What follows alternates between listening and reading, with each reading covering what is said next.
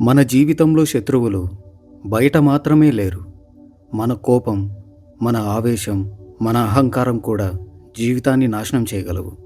ఒక మనిషి ప్రపంచాన్ని జయించడానికంటే ముందు తనను తాను జయించగలిగితే అతడే నిజమైన విజేత.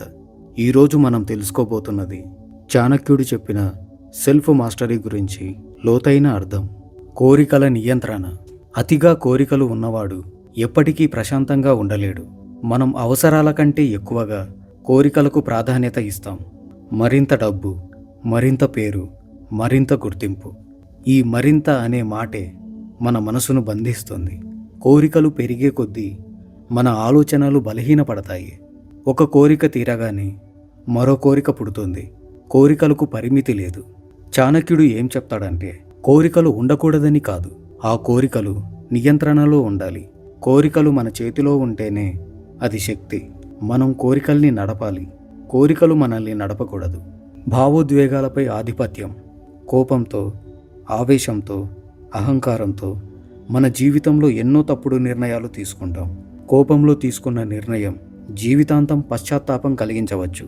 బుద్ధి పనిచేయని సమయంలో నోరు మాట్లాడుతుంది. ఆ సమయంలో మనం కాదు, మన భావోద్వేగాలు మాట్లాడతాయి.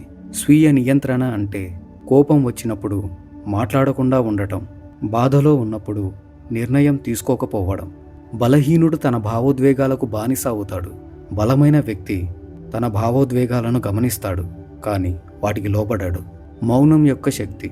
అతిగా మాట్లాడే మాటలు మన అజ్ఞానాన్ని బయటపెడతాయి. ఈ లోకంలో ఎవరైనా ఎక్కువగా మాట్లాడితే తెలివైన వాడని అనుకుంటారు, కానీ చాణక్యుడి దృష్టిలో మౌనం అంటే బుద్ధి. మౌనం అంటే భయం కాదు, మౌనం అంటే ఓటమి కాదు. మౌనం అంటే గమనించడం, విశ్లేషించడం, సరైన సమయం కోసం వేచి చూడటం. ప్రతి మాటకు స్పందించాల్సిన అవసరం లేదు. ప్రతి చిన్న అవమానానికి ప్రతిస్పందన అవసరం లేదు. మౌనం కూడా ఒక శక్తివంతమైన సమాధానం. క్రమశిక్షణ. క్రమశిక్షణ లేని జీవితం దిశలేని పడవ వంటిది.